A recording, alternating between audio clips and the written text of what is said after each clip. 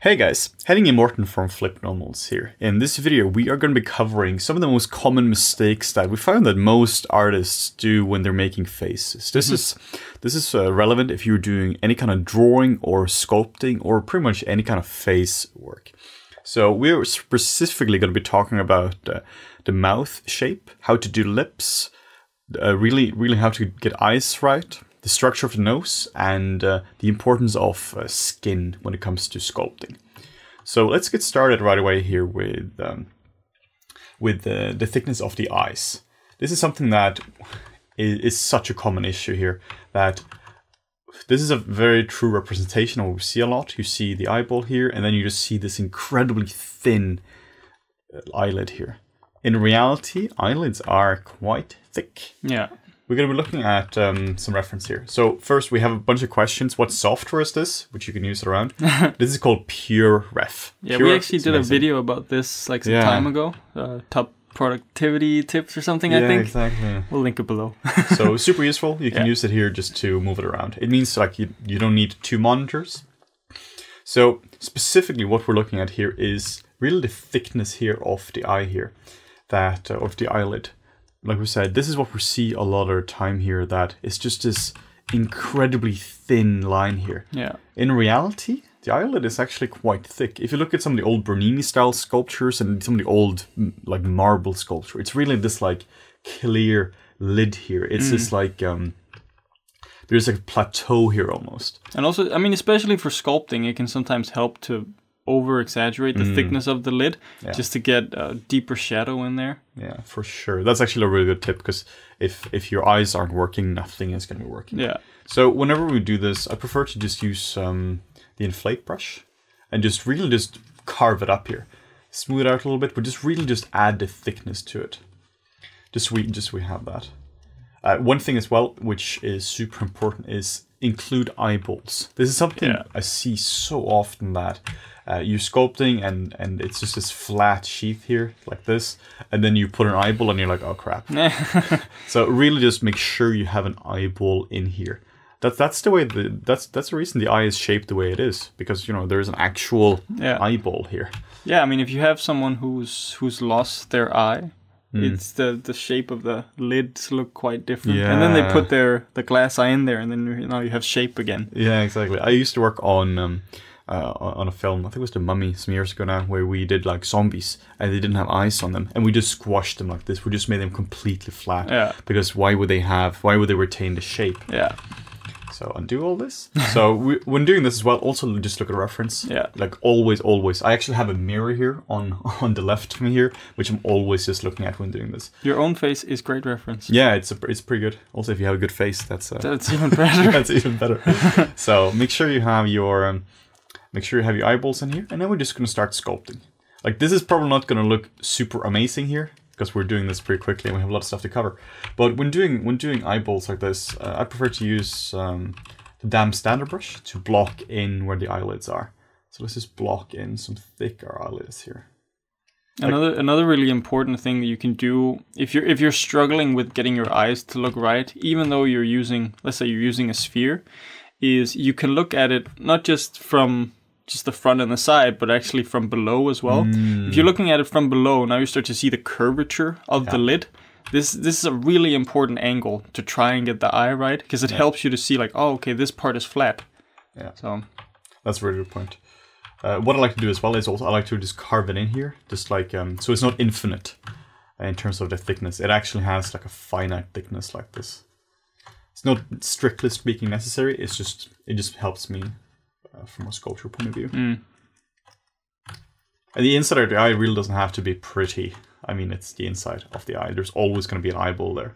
An interesting thing, I think it was from a Philippe Faraut video where he was talking about sculpting and stuff, because that's what he does, is the thickness of the eyelids is actually the same all the way around. The thickness of the lid doesn't actually change, but you're often seeing that when people are sculpting is that the mistake can be that they start to thin out the lid as they get closer to the corners of the eyes. Yeah, like this. Yeah, because I mean, I've like logically it would make sense. I feel like because it's like, oh, okay, it's tapering towards there, it's probably gonna thin out, but it actually doesn't. Yeah, it's pretty interesting. Yeah.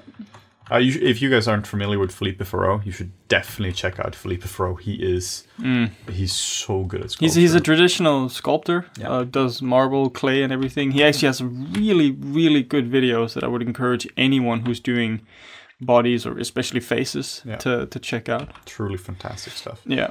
So with the eyes as well here, it's really important to get this region right, like the tear duct. Yeah. Like this, you can see here on the reference here, the tear duct is actually a pretty big part of the eye here. Yeah, and actually sometimes you can have people struggle with the shape of the eye, and they'll make the eye, the opening for the eye, too big because they don't consider the tear duct or the caruncula, the caruncula. Because they don't consider the caruncula, so you end up with a weird shape. But actually, the caruncula can help you restrict the space in there, so like it becomes more natural way for the eye to sit. Yeah. So. Oh, that's creepy. That's pretty creepy. So I'm just gonna quickly just give her some like eyebrows here, because that's just way too creepy to look at. It's creepy for a bunch of reasons here. One thing as well when you're dealing with faces is planes. We have a quick reference picture here. This is from actually one of Philippe Faraut's videos. When doing faces, you gotta get planes right. You just really gotta get this kind of stuff in here. I will do a separate video on this. This is just a little bonus tip here. Get your planes right. Even if you're doing something feminine like this. I don't even sure if this is feminine anymore. But right, it's just creepy. No, it's just creepy. But get your planes right, and then you can soften it off afterwards. So I mean, even if I was doing something like a woman here, I would still be doing it with this harsh brush, and then just go over and just smooth it off afterwards. Yeah. So first tip here is really get your thickness of the eyelid correct. Huge important. I would actually add even more thickness to this. Yeah. I don't think this has enough thickness, so you can see how far up it goes here. So I would probably even do that, like make it go way more up here. And it's actually most people have. So okay, I want to reiterate here. There's a big difference between eyes depending on race. Yes. So also where the eye sits within the skull. If you have if you're working on an Asian model, for example, the eye will be pushed a lot forward, like a lot more forward than you would on, let's say, something like this Caucasian model here, for example. So that's really something to consider, that you have to make it right. But also the way that the top part of the brow sort of tends to add weight to the top of the lid, you know, because in some people, like me, for example, here. I have more heavy upper lids there, so I have more skin covering the top lid. Yeah. Some people have really pronounced upper lids because they don't have a lot of skin there, but it's really individual how it works. So really look at your reference there. Yeah, can't stress this enough. First line of defense, use a mirror, and then really look at reference. But that's also like what Morten is saying here. Like if you are doing like more Southeast Asian eyes, you wouldn't be doing it like this. They do look quite different in that regard. So now here we have a pair of not super amazing eyes, but they have the general thickness to them now. At least they're better. So really just consider this. Consider the thickness of the lids here. We'll do proper videos in the future where we really just show you how to make proper eyes instead of just like 2-minute hack. So next up, what we're going to be looking at is the nose. What I feel a lot of people do when they do noses, they just do this kind of stuff. They have a potato on the front of the face, and then you're just doing like a nose shape thing, and it just looks weird. What you need to consider when doing noses is there is a clear structure to it. Like this drawing here is beautiful. First off, you can see all this skeletal stuff here. So you can clearly see this part here is bone, and then this part here is cartilage. So that's also why you can bend that part as well. So when I'm doing nose like this, I would generally start off with a foundation like this, which is potato with holes in it. But then I'm refining it properly. I like to really think about these pieces here as separate pieces. I think this is so useful. Yeah. And again, look at the reference. And when doing this as well, I also just touch my nose a lot. I just go boop, boop. What does it feel like? Yeah, what does it feel like? Yeah, noses are one of those things that are it's as individual as, I don't know, fingerprints. That might be a lie, but it's or as any other part really of the face. There's so much variation in noses as well. Yeah. So really just look at some reference there. Yeah. So the reason I find this breakup here to be useful is that what generally varies here of the noses are the size of these and the shape of them. So if you want to have a nose which goes more inwards here, this would go in a different way here. This nose here would do something like this, just because of the shape of them. Mm-hmm. So if you want to just really look at the differences in these individual areas when doing noses. Like I wouldn't just necessarily scale up everything, I would just define each individual part by itself. And then obviously you'll also go in and soften stuff up in the end as well. You can actually see on some people, you can actually see this very clearly. But on most people it's just like one general shape. Yeah, the divide in I can't actually remember what that shape is called, but like the nose there, it's some people have very clearly defined, but most people have a very soft sort of bulbous nose shape to it. Yeah. So once you're done with that, you just start smoothing it out here, and then you can start to like design it. Like if I was going for a more appealing one, I would just make this like everything just a bit softer, really. Just go over it. But I always start off with big, strong shapes here. So yeah, and you could have something like, maybe it's a stronger man, you would have a thicker ridge for the nose, that kind of stuff. Yeah, for sure.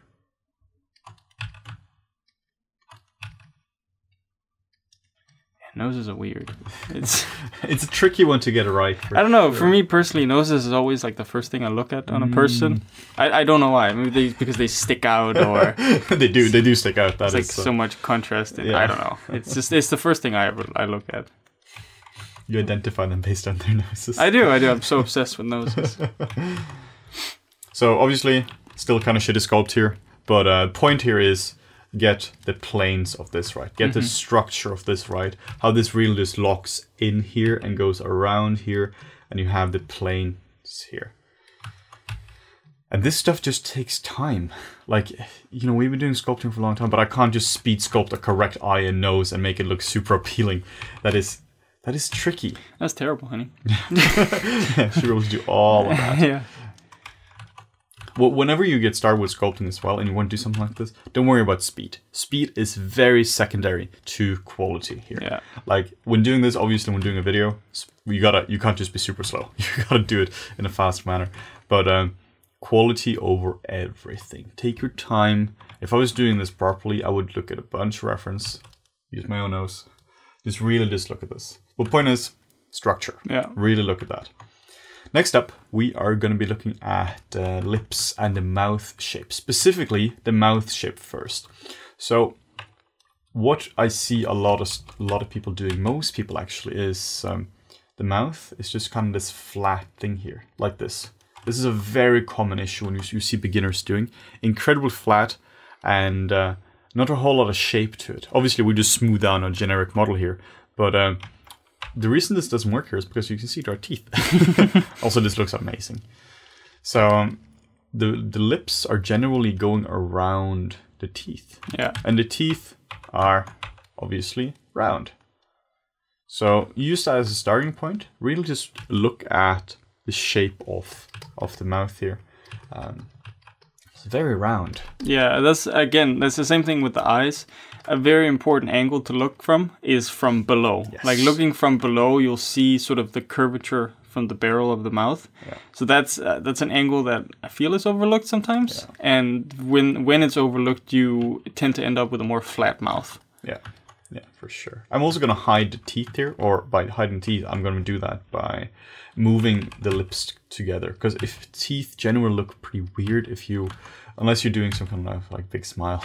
Still weird. Still weird. I generally close the lips just because it just looks weird. One thing I do is, let's have a little line here. So I usually feel this is again a bunch of individual variation here, but there is often a straight line between the bottom of the chin here and the tip of the nose. So what I mean by this is the lips here are not straight. The lips are not like this, where the bottom lip is.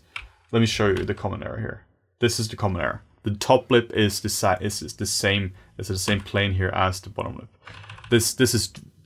There's a bunch of individual variation here, but as a general estimate, having a general line here is fairly true. It's actually the same thing for the eyes. You'll have an angle. It's actually similar. You will always have the upper lid be protruding out further than the lower lid. Same thing with the lips. It's like a common, common thing of the face. Yeah. So for sure. So when doing the lips here, what I like to think about is first, you got to get the roundness right. If you don't have that, nothing matters. You can have as many details as you want in the lip, but if the roundness doesn't work, it's going to look weird. Yeah. And then you always work from general to specific, so you don't start off with again details until this shape here is working. So try to get this shape where, like Morten said, the top lip here is protruding more out, like that. Like a Simpsons character. Yeah, exactly. And then I generally try to get some overall shape going on here. Just make the lips should have a lot of volume. Yeah. Well, for some people, I guess. Like some people, again, there's so much individual variation for lips. True. That's but, true. I mean, bigger lips are generally easier to make appealing, I think. Yeah. But it also depends on the character you're sculpting. So It really does. And then once we have a general shape here, some specific stuff I want to talk about here is, this is how I like to think about lips, is as the top lip has 3 shapes and the bottom lip has 2. It's kind of like little American footballs inside of this. So let's just make a little polygroup for the top lip here now. The way we're doing this is just control dragging and just control W to make a polygroup, just so I can isolate this. So I just want to be able to have control of this. So the bottom lip is generally, the way I like to think about it is like two cylinders, 2 little footballs going this way here. So there's often like this little gap in the middle. Again, bunch of individual variation, which is really important to take into consideration. But 2 little balls like this. And then the top lip is 3. So you have 1 in the center, 1 doing this, and then you have 2 going here. This is just to create some general volume for it. But once you have that, everything just kind of falls into play, I feel. It falls into place, not into play. I can't do English today. Very hard language. So these 3 little shapes here, and already, well, I was gonna say already looks much better. Sorry about that. That looks terrible. Let's look at let's actually refine this. So let's make sure this curve here is correct, and obviously make this nice and smooth. Whenever you blocking this kind of stuff out here, it's gonna look like crap. Just because you're blocking out the planes here, you got to smooth everything out afterwards. But in the beginning, it's just going to look like crap because you're blocking it out. Yeah. And that's something we talked about in the video as well, where you're at this stage here and you're like, do I even know anything? Do I know anything about art at all? And you just got to give it time. I feel like it also like it depends. Like, so my approach for lips is like, it's kind of the same but a little different. So instead of having these footballs, I block it into planes, but it's the same kind of planes. Yeah. Like it's just flat footballs instead. And it's a good approach. Like to you just divide it into the shapes, and then when you have, because shapes are more manageable than simple shapes are more manageable than a complex, mouth, for example. Like, show me the shape of the mouth shape. But splitting it into its like individual parts makes it a lot easier for you to both remember and to reproduce afterwards. For sure. Also, as a tip as well for the eyes as well, for the mouth, I find that generally the corners of the mouth go all the way up to this, like around the center of where the pupil will be. So something like this around the center, and then we'll go all the way out here. So maybe the mouth here will be a bit wider. Again, bunch of individual variation here. Also, we have the corners of the mouth here. The corners of the mouth is incredibly important. The way I prefer to do that is to, first, we need to pinch this in a little bit, because there shouldn't be any open space here. So we can do that, again, using the move to move topological brush. Jesus, that was a hard word. So just make sure this kind of goes into one corner here. And then we can just refine it a bit as well. The move topological brush is fantastic for this kind of stuff. Yeah. Another really important thing to keep in mind, especially with the corners of the mouth, is actually like the corners of the eyes as well, is that it actually goes quite deep in. Yeah. Like it settles inside the mouth. Yeah. And like something like this. Yeah, and often what you'll find is like the flat mouths often don't get that right either. Is that they set them too far out on the face instead of getting it sort of inside the mouth. Yeah. When doing this as well, when refining stuff, I find that I generally use the Alpha 06 here, but then removing any alpha for it, because then you just get a lot softer result for this. Yeah, most of the time I sculpt without any alpha. It's really comfortable. Yeah, it's really nice shapes. So for the corner here as well, there's also like this shape going over it, like this like overlapping, just a little bit.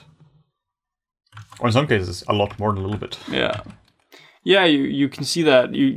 Some like the barrel of the mouth actually changes quite a lot again, depending on like your ethnicity. So if you have something like an African sculpture and the face for that, the barrel of the mouth would usually protrude a lot more. You would have like a lot thicker sort of like shape to it there. Sorry, this looks really bad now. Yeah. For this, again, the way I would fix this, because I'm not going to fix this like crazy right now, because again, that's not the focus of the video, is you can't just be sculpting stuff and not have an idea. The way is look at reference, look at anatomical charts of what's actually going on here, look at individual, you look at yourself in the mirror and just get this here to right as well, or to look right. So that's generally the lip here. Next one we're going to be looking at the skin. Skin is something that is just often forgotten. That is like the last thing people do when you're sculpting, is you kind of just treat it as an crochet sculpt, and which just means that you're just adding all this muscle. You go taking muscles here, you're looking at the muscles all around, you look at the muscles from here, and you're like, done. Obviously not this extreme, but skin is just incredibly important. Let's look at a reference picture here, which is, this is of like 100-year-old woman. Really fascinating stuff here. You can just see how the skin has weight to it. So if even for any character, skin still needs weight. So for this kind of stuff, let's just add some weight to it. Obviously, the more weight you're adding to the skin here, the older it's going to appear to be. But that's fine. Let's just do that. Yeah, usually what happens is as you do stuff as you grow older, you do stuff repeatedly with your face and those muscles start to tire. Yeah. You see that a lot with the platysma going through the neck. Yeah, which is like this yeah, muscle, exactly. the one you can see here. So that really contributes to that old person look. Yeah. So everything just starts to sag a little more. Yeah. Skin loses its elasticness, like elasticity. Like you just lose a lot of that as you get older. So really take that into consideration, the weight of the skin here. I think that's one of the most important things in order to make a sculpture feel right, is just skin has so much weight to it, and it's affected by gravity. The reason it hangs down here and doesn't like go upwards, its gravity is doing its thing here. Yeah. So if you lived in space, nothing. I don't know how that would work. Well, I guess you still use your muscles. Yeah, you still use the muscle. You can see that's often why you get like wrinkles around here as well, because it's compression.